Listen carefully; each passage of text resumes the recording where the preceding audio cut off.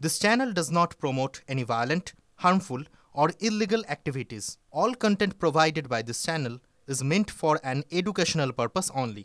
Audio clip বিতর্কে গ্রেফতার DYFI নেতা কলতান দাশগুপ্ত। সিপিএমের ছাত্র যুবরা পথে নামলেও ময়দানে দলের শীর্ষস্থানীয় নেতাদের অনুপস্থিতি নিয়ে উঠছে প্রশ্ন।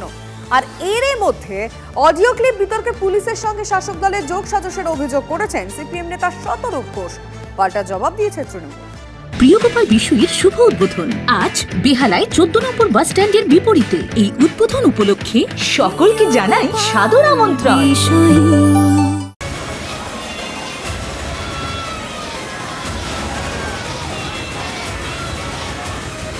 হাজার কলতান রাস্তায় আছে, তাই আমরা স্লোগান দিয়েছি, তিলোত্তমা হারবে না, কলতান থামবে না। প্রিয়গোপাল বিশুয়ের শুভ উদ্বোধন আজ বেহালায় 14 নম্বর বাস স্ট্যান্ডের বিপরীতে। এই উদ্বোধন উপলক্ষে সকলকে জানাই সাদর আমন্ত্রণ। তিলোত্তমার খুন ধর্ষণকাণ্ডে নজিরবিহীন আন্দোলনের প্রেক্ষাপটে একের পর এক ভিডিও এবং অডিও ক্লিপ ভাইরাল হয়েছে। তেমনই এক অডিও ক্লিপের যোগসূত্রের অভিযোগে সিপিএমের যুবনেতা কলতান দাশগুপ্তকে গ্রেফতার করেছে পুলিশ। আর তা নিয়েই এখন সরগরম রাজ্য রাজনীতি। কিন্তু কলতানের গ্রেফতারি নিয়ে তৃণমূলকে দোষারোপ করলেও সেভাবে বামেদের কলরব কোথায়? রাজনৈতিক মহলে কিন্তু এই প্রশ্ন জোরালোভাবে উঠছে। আমরা আজ এই অবস্থান মঞ্চ থেকে স্পষ্ট করে বলে দিতে চাই যে এর সাথে বামপন্থী যুব সংগঠন বা কমরেড কলতান দাশগুপ্ত কোনো রকম ভাবেই যুক্ত নয়, এবং কমরেড কলতান দাশগুপ্ত সমেত প্রতিবাদীদেরকে যদি তারা এইভাবে হয়রানি করে, গোটা পশ্চিমবঙ্গের রাস্তা এদেরকে জবাব দেবে। নবান্নের বৈঠক ভেস্তে যাওয়ার পরে জুনিয়র চিকিৎসকদের ধর্ণা মঞ্চে হামলা করে তার দায় তৃণমূলের ঘাড়ে চাপানোর ভয়ঙ্কর প্লট ছিল। বিস্ফোরক এই অভিযোগ করে শুক্রবার একটি অডিও ক্লিপ প্রকাশ করেন কুণাল ঘোষ, যে অডিও ক্লিপের সত্যতা যাচাই করেনি টিভি9 বাংলা। ওরা বাদ গেল দাদু বলছি এই যে নবান্ন মিটিং হয়নি, ঠিক আছে, তাতে ফেরত চলে আসছে থাকলে। হ্যাঁ হ্যাঁ, আপনি শাসক মাঠটা মেরেছে, আমি বুঝে গেছি। ভাইরাল হওয়া সেই অডিও ক্লিপের সূত্রে পুলিশ ডিওয়াইএফআই নেতা কলতান দাশগুপ্ত সহ দুজনকে গ্রেফতার করে। সেই মামলায় কলতানকে 7 দিনের পুলিশি হেফাজতে পাঠিয়েছে আদালত। এই গ্রেফতারিকে শাসকের ষড়যন্ত্র বলে অভিযোগ করে শনিবারও রাজ্যের বিভিন্ন জায়গায় থানা ঘেরাও করে বিক্ষোভ দেখিয়েছে সিপিএম। রবিবারও চলেছে বিভিন্ন কর্মসূচি। সেই সঙ্গে অডিও ক্লিপ প্রকাশের সময় নিয়েও প্রশ্ন তুলেছে বামেরা।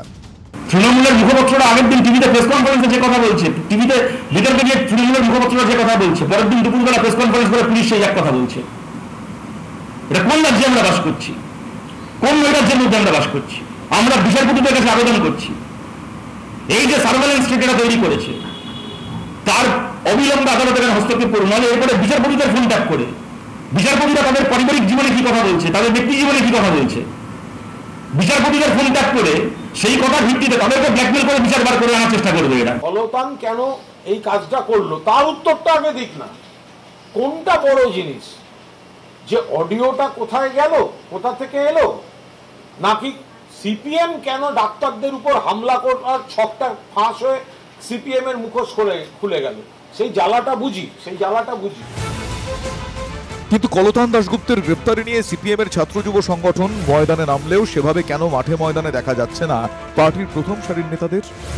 ভাইরাল অডিও ক্লিপে কণ্ঠ কলতানের নয়, সে কথাই বা কেন জোরালোভাবে কারো মুখে উঠে আসছে না? রাজনৈতিক মহলে জোরালোভাবে এই প্রশ্ন কিন্তু উঠছে। রাজনৈতিক সূত্রের খবর, তিলোত্তমার ধর্ষণ খুনের ঘটনার প্রতিবাদে জুনিয়র ডাক্তাররা তীব্র আন্দোলন গড়ে তুলেছেন। সেখানে শুধু কলতান দাশগুপ্তকে নিয়ে সুর চড়ালে সাধারণ মানুষের মধ্যে ভুল বার্তা যাবে বলে মনে করছেন সিপিএম নেতৃত্বের একাংশ। তবে সিপিএম সূত্রের দাবি, আইনি পথ এবং আন্দোলন দুভাবেই কলতান দাশগুপ্তর পাশে থাকবে দল। সেক্ষেত্রে মঙ্গলবার আদালতে রিট পিটিশন দাখিল করা হতে পারে। এর পাশাপাশি জুনিয়র ডাক্তারদের আন্দোলনের দিকেও নজর রাখছে সিপিএম নেতৃত্ব। সেই অনুযায়ী কলতান দাশগুপ্তর গ্রেফতারির বিরুদ্ধে পরবর্তী আন্দোলনের রূপরেখা তৈরি করা হতে পারে বলে সূত্রের খবর। Bureau report, TV nine Bangla.